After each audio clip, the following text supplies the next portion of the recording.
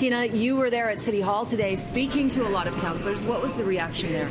Well, a lot of disappointment because back in May, City Council actually voted against uploading the subway to the province or anyone, and today they feel like that decision is being ignored. I want to be real clear. This is all fantasy land.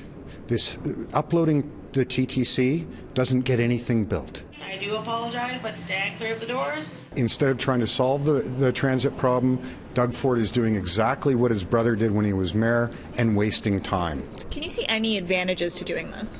No.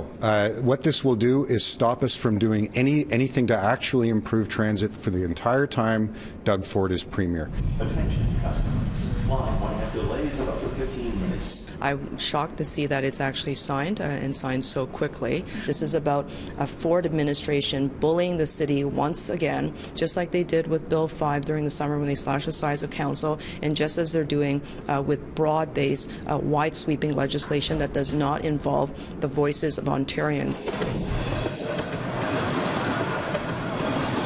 We certainly applaud the news today that the city and the province are taking steps to explore a win-win in order to get the level of transit funding that we desperately need to get transit in place for residents of the city. Why do you call it a win-win?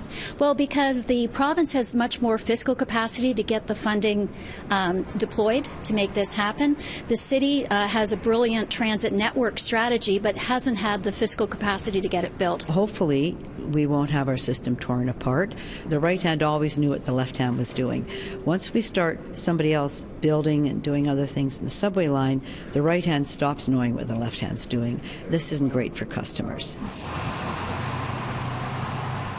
Councillor, do you feel a little bit helpless being a city councillor? There's not much that you guys can really do to stop this. Oh, there's lots we can do to stop this. First of all, we can simply vote no.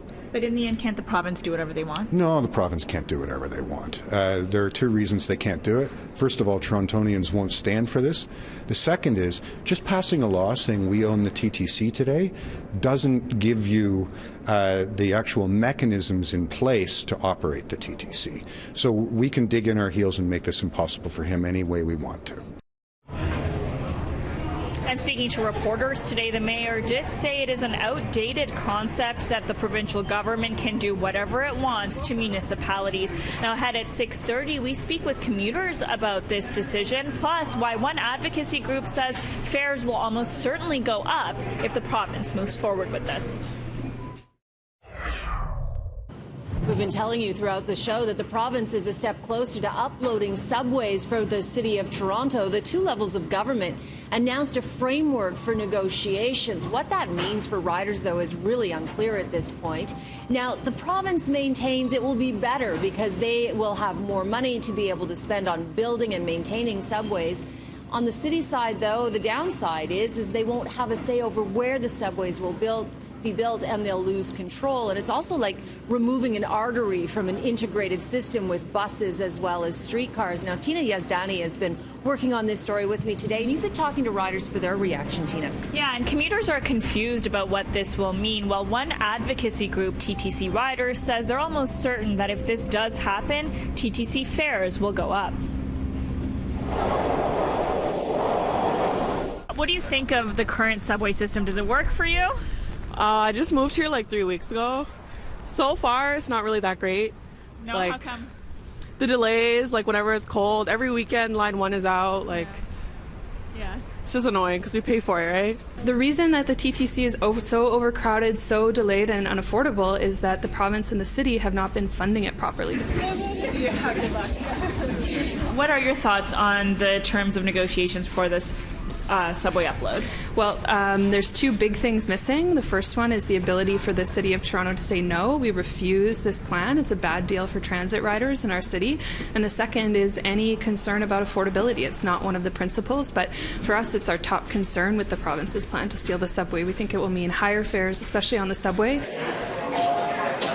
Why do you think that the fares might go up if this happens? So the Provincial Transit Agency has been considering increasing fares on the subway, so fare by speed, and increasing fares for people that commute from the suburbs like Etobicoke and Scarborough. So if the province steals the subway, they can introduce higher fares. And if they break apart the network, we're going to lose that integrated system of subways, streetcars, and bus. It's going to mean higher fares, a loss of service, and a loss of say in how our transit system is run.